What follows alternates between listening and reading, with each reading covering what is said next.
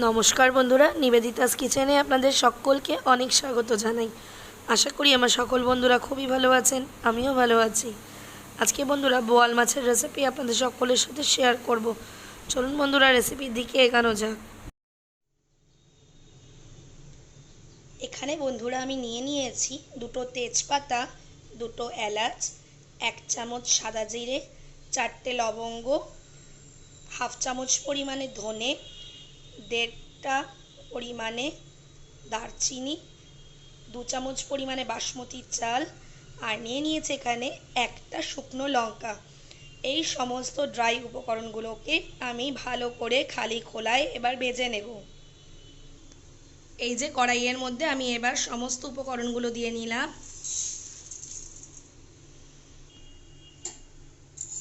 সবার প্রথমেই আমি এই কাজটা করে নেব, কারণ এই উপকরণটাই আমার মাছের রান্নায় খুব কাজে লাগবে এবং এটার যে স্বাদ সেটা খুবই অনন্য, কারণ এটা আমি আমার শাশুড়ি মায়ের থেকে শিখেছিলাম।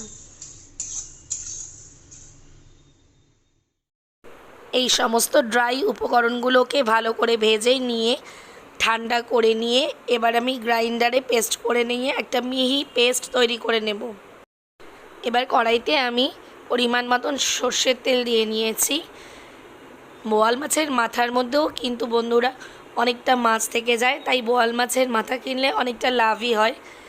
এবার এখানে 1 চামচ পরিমাণে নুন ও 1 চামচ পরিমাণে হলুদ দিয়ে মাছের মাথার অংশগুলোকে বা মাছগুলোকেও ভালো করে মাখিয়ে নেব। আর এখানে বোয়াল মাছের মেটেও আছে, দেখতেই পাচ্ছেন বন্ধুরা, মাছের পিসও রয়েছে। এটা বোয়াল মাছের মাথার দিক থেকে আমি 1 কেজি মাছ সহ কিনে নিয়েছিলাম এবং পেটির মাছও এর সাথে থেকে যায়। নুন ও হলুদ মাখিয়ে আমি 10 মিনিট মতন রেখে দেবো, যাতে মাছের গায়ে ভালো মতন নুন হলুদটা মেখে যায়, তাতে মাছের যে আষ্টে গন্ধটা থাকে সেটাও চলে যাবে। এখন সর্ষের তেল গরম হয়ে গেলে মাছগুলো একে একে দিয়ে ভেজে নেব। বোয়াল মাছ কিন্তু কড়াইতে দিলে প্রচণ্ড ফেটে ওঠে, তাই ঢাকা দিয়ে ভাজবো এবং যখন উল্টে নেব তখন গ্যাসের আঁচটা কমিয়ে কিছুক্ষণ বাদে উল্টাবেন, তাতে গায়ে তেল আসার সম্ভাবনা কম থাকে এবং ফাটার সম্ভাবনাও কমে যায়। গ্যাসের আঁচটা বাড়িয়ে অবস্থায় যদি আপনি উল্টাতে যান তাহলে কিন্তু আপনার গায়ে তেলটা ফেটে আসতে পারে। অনেকে এইভাবে বোয়াল মাছ না ভেজেও রান্না করে থাকেন, কিন্তু এইভাবে ভাজলে খুবই সহজ পদ্ধতিতেই ভাজা যাবে, একদমই গায়ে তেল ছিটকাবে না। এই একইভাবে বোয়াল মাছগুলো আমি সব ভেজে নেব।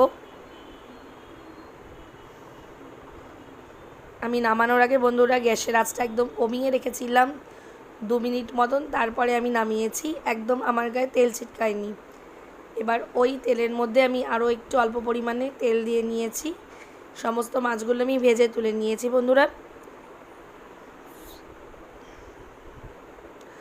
এখন ওই তেলের মধ্যে এবার একটা আলু ডুমো ডুমো করে কেটে নিয়েছিলাম, আলুগুলোকে ভেজে নেব।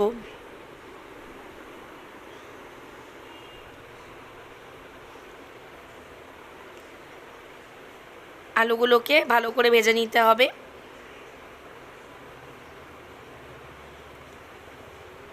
আলুগুলো ভাজা হয়ে গেলে এবার ওই তেলের মধ্যেই এখানে দুটো বড় বড় সাইজের পেঁয়াজ কুচানো ছিল আর 5-6 টুকরো রসুন কুচি, পেঁয়াজ ও রসুন কুচিটা আমি দিয়ে নিলাম। পেঁয়াজ রসুনটা লাল লাল করে ভেজে আসা পর্যন্ত এবার অপেক্ষা করতে হবে।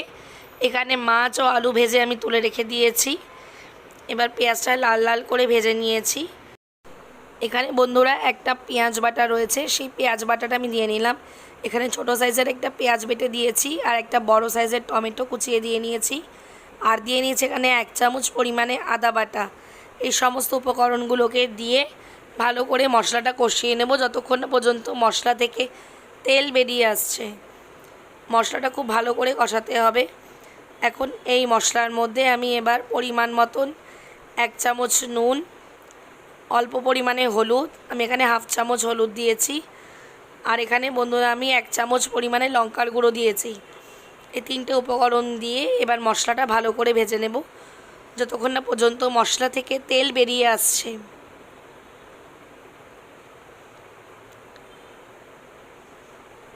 মশলা থেকে দেখতে পাচ্ছেন বন্ধুরা ভালোভাবে তেল বেরিয়ে এসছে। মশলাটা কষাতে 15 থেকে 20 মিনিট মতন সময় লাগবে। ভালো করে নাড়িয়ে চাড়িয়ে গ্যাসের আঁচটা মিডিয়াম রেখে মশলাটা কষাতে থাকবেন।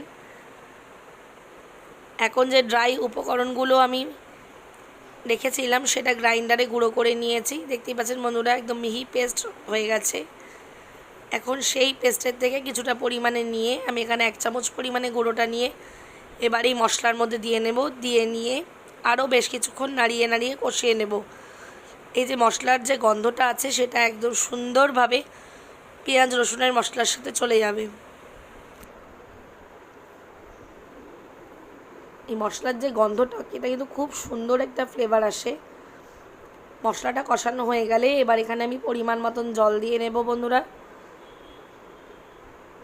জলটা দিয়ে ভালো করে নাড়িয়ে চাড়িয়ে নেবেন যেন মশলার মধ্যে সমস্ত ফ্লেভারগুলো ভালোভাবে চলে আসে। টকবক করে ফুটে উঠলে এবার মাছ ও ভাজা আলুটা দিয়ে নেব। ভাজা মাছ ও আলুটা দিয়ে ভালো করে নাড়িয়ে চাড়িয়ে নেব বন্ধুরা। এইভাবে বোয়াল মাছের রেসিপিটা বন্ধুরা আপনারা একবার ট্রাই করে দেখবেন, বেশ দারুণ লাগে খেতে। আমার সকল বন্ধুরা আমার পাশে থাকার জন্য অনেক অনেক ধন্যবাদ বন্ধুরা। এবং আমার চ্যানেলে আমার পাশে এইভাবে আপনারা থাকবেন এবং নতুন বন্ধুদের আমার পরিবারে অনেক অনেক স্বাগত জানাই। এবং বেল আইকনটা বন্ধুরা প্রেস করে দেবেন যাতে নতুন নতুন ভিডিওর ডেসক্রিপশান আপনাদের কাছে পৌঁছে যেতে পারে। এখন এখানে কটা কাঁচা লঙ্কা এবং 1 চামচের থেকেও অল্প পরিমাণে চিনি দিয়ে নিলাম। আর গুঁড়ো মশলাটা আরও 1 চামচ পরিমাণে আমি দিয়ে নিলাম একদম শেষে ফ্লেভারের জন্য। ব্যাস, এই অবস্থায় আরও 5-7 মিনিট আমি গ্যাসের আঁচটা কমিয়ে ফুটিয়ে নেব। খুব সুন্দর একটা ফ্লেভার আসছিল মশলার যে ফ্লেভারটা। দেখতেই পাচ্ছেন বন্ধুরা, বোয়াল মাছ থেকে একদম তেল বেরিয়ে এসছে ওপরে, আলুগুলোও সেদ্ধ হয়ে গেছে। আমার বোয়াল মাছের রেসিপিটা একদম রেডি হয়ে গেছে বন্ধুরা। এবার আমি পাত্রে ঢেলে নিয়েছি। এরকম নতুন নতুন রেসিপি পেতে নিবেদিতাস কিচেনকে অবশ্যই ফলো করে দেবেন এবং আমাকে অবশ্যই কমেন্টে জানাবেন যে আমার এই রেসিপিটি আপনাদের কেমন লাগলো। আবারও দেখা হবে আরেকটি নতুন রেসিপির সাথে।